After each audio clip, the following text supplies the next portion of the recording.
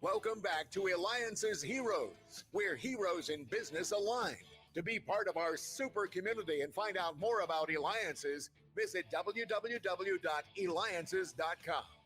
That's right. And again, just another amazing day. You know what I realized? I was thinking the other day, we've done over 1,000 interviews. Can you believe that? Over 1,000 interviews. Who does that? I mean, we've got just so many incredible people, and the demand is out there because people learn from our show. They learn from the people that come on our show. I learned so much from the show. It's just truly amazing. And I really appreciate, again, thank you for the feedback when I had on Lee Steinberg. So make sure you check it out by going to Eliances.com. That's ELIANCES.com. All right. I'm sure you've heard of esports, esports this, esports that. I mean, esports is huge, and we're going to learn more about esports today because it is such a in demand. I mean, it's like its own, I think it's its own industry now and everything too, because we're going to learn from Jonathan Anastas, who is the board chair at Alpha Esports, and you could reach him by going to alphaesports.com. So, Jonathan, first of all, how did you get involved in esports? What were you doing prior to that? Sure. So first, thanks for having me, and congratulations on over 1,000 interviews. Very, very, very impressive. So I ended up in gaming for a couple of reasons. First, I've been a passionate gamer since I was a kid and have continued to game from my teens into my adult life. And I ended up doing a lot of marketing and advertising work around millennials, Gen Y, Gen Z, which led me to gaming and led me to my first brand side role in gaming at Atari, legendary game publisher, the gaming brand that got me started as a kid. From there, I ended up spending over 5 years at Activision, which is, really like playing for the Dallas Cowboys of gaming, like the world, the largest game publisher in the West for sure. And we were at the forefront of esports with Call of Duty, where we were doing some of the very, very early US leagues and teams with a company called Major League Gaming that we ended up acquiring. And I did all the marketing for that early esports stuff. And from there, I went to One Championship that launched One Esports, which is taking this explosive category of gaming and esports to Asia, which has some flavors and some differences that we can talk about versus the West. And I had the opportunity to join Alpha, which is built with Gamers Arena, one of the top esports gaming platforms in the West for sure. Unbelievable, boy! I mean, you're doing what everyone's childhood dream is to be able to do it. I mean, did your parents ever say, "Hey, turn off the Atari," and now you can come back and say, "Yeah, I'm lucky I kept it on." Absolutely. I'm sure my parents had a lot of fear about the time I spent gaming when I was a kid. But the interesting thing that's what's changed in the last 20 years is that the research has shown that gaming builds self-confidence with kids, gaming builds motor skills with kids, gaming builds the brain. There's been a ton of research in this category. I'm now the father of a 4.5-year-old, and I encourage his early gaming, and I can see the self-satisfaction he gets as he progresses and gets better at things and unlocks things. Like it's active entertainment. It's not passive entertainment. So I'm certainly not saying that to my son. I think it's incredible the fact that people can play with other people, talk, communicate with them from all over the world. Because, right, remember the olden days, Jonathan, right? Someone had to come over to your house. You had to have another extra joystick for them. You could only play with so many people at one time. Completely agree. And you saw the explosion of gaming during the pandemic, time spent, what happened to the gaming stocks. I truly believe gaming allowed human connectivity at a time where people deeply, deeply needed it during quarantines and shutdowns. And contrary to a lot of what the conventional wisdom has been about gaming long term, I believe that gaming improved a lot of people's mental health during the COVID pandemic. So tell me what, so tell our audience and then me what is Alpha Esports? What's the Alpha role? Esports is the holding company that invests in gaming-based IP and gaming-based products. Our hero product right now is a platform called Gamers Arena, which is an online platform that allows gamers to connect, play the games that they love in tournaments for cash prizes, build audiences, build fan bases, and then export that content into their social grids and their social platforms so they can take their highlights, their best clips, all those things. And in addition, we have a blockchain-based currency called Alpha eCoin that allows people to sort of participate in the blockchain through their love of gaming. And how did all that come to be? I mean, that sounds pretty complex to put together. Well, we had a great founder who built the product and came in, and we built a company around it and took it public on the CSE about 150 days ago. And now we have over 125,000 users. And now our job, obviously, is to scale that user base and scale those tournaments and scale the company. So how does it work as far as do people have to qualify for a tournament? Talk to us maybe about that. Is it prize money that people are winning? Entry fees? Explain for maybe some out there, that hear about sports, but they may not be so familiar with it. Well, I'll talk about the category of esports tournaments and how that works, and I'll also talk about Gamers Arena.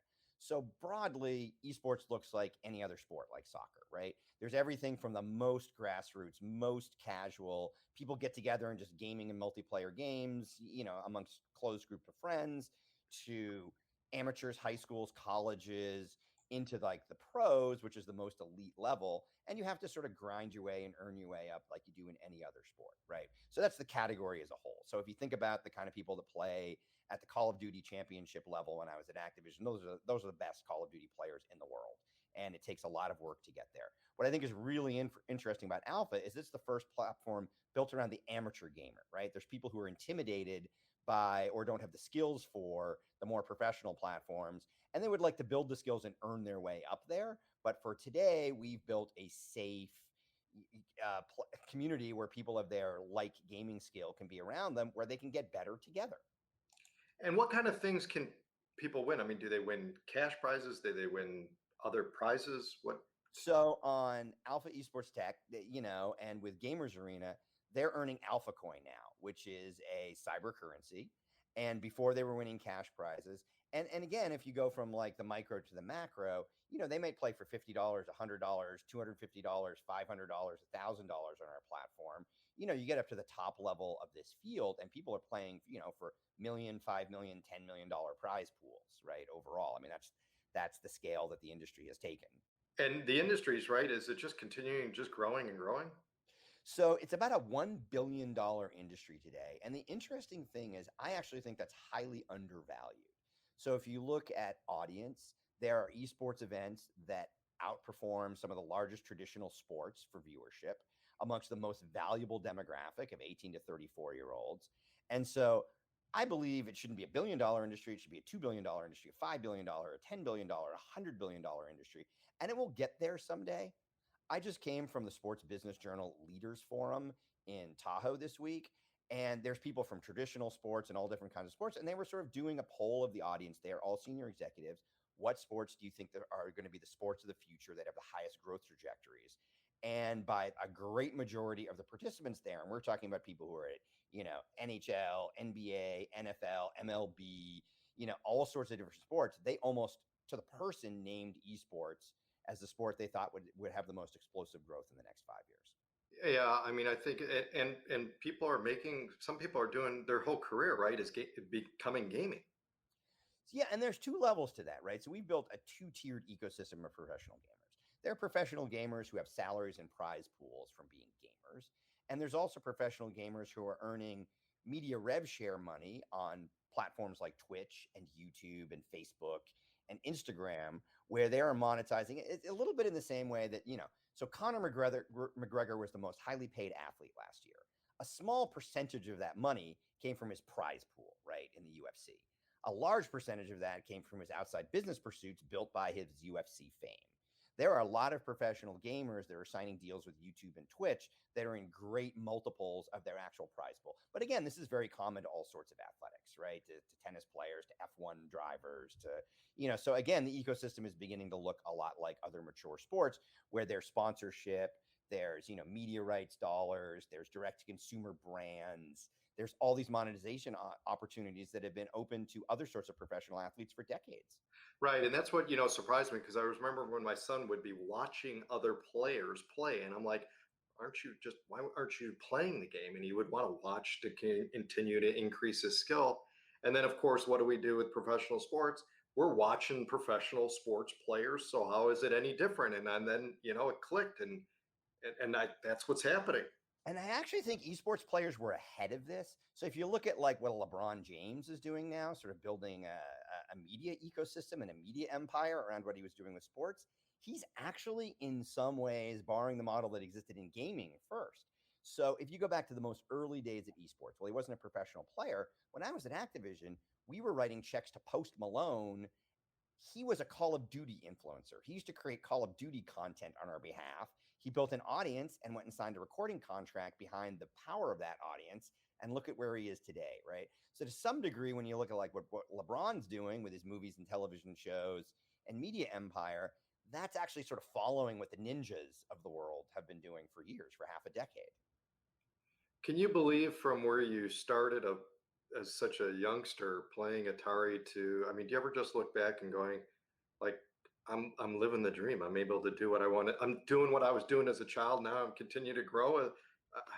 I mean, it'd be surreal for me. Well, how's it for you? It's totally surreal. And it was interesting. There was a period in there professionally when I was working in ad agencies and I wasn't in gaming, though I was often working on video game accounts. But, I think it took a minute where we went from sort of like, the basic Atari 2600 to the world that we exist today, right? Where gaming's a multi-billion-dollar global industry, right? But yeah, I mean, to truly do what you love every day and what you believe in every day is absolutely living the dream, right? Like I believe in the power of gaming to like build confidence with kids. I believe in the power of gaming to create communities. I believe in the power of gaming to monetize, right? There's companies on the Fortune 100 that are gaming companies. How do you see VR eventually playing a role, or will it play a role? So I think we've got to figure out VR, right? I think there was a huge belief in VR. Like if I go back to, CES, which is the largest, gaming trade show 5 years ago, you couldn't go anywhere without seeing VR, right? But then there was a big step back because to some degree, if you think about very immersive gaming like Call of Duty, when you're spending that much time playing, our research sort of showed a high level of motion sickness from VR, right? Mm. And then in the gaming world, there's often a talk about tie rates, and tie rates are between hardware installs and software installs, right? So if you think about when there's a new console, if there's only 1 million of them out there in the world, or 5 million of them out there in the world versus 50 million or 100 million or 500 million consoles or mobile phones that people can play on, the hardware adoption was much slower than people thought. And so you saw a step back in VR from sort of core gaming. But what you saw was advances in AR, right? Pokemon Go and AR kind of stepped in a way and sort of said, hey, we may not be ready for multi-million-dollar VR gaming, but we absolutely are ready for multi-million-dollar AR gaming. And so I think you're going to see a step forward, a step backwards, a step forward, a step backwards, as we sort of figure out what the best uses of these new technologies are.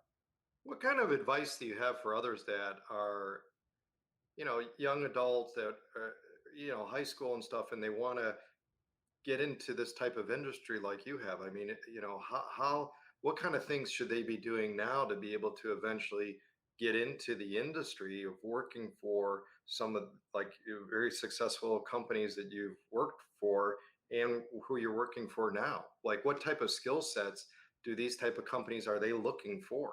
Well, let's separate the gamers from the sort of business side of it, right? Because in the gamers, that world is still like you're betting on the dream and you're betting big. How many soccer players, who in 5th grade end up as professional players or high school football players or whatever? So that is still like the 1 in a million shot, right?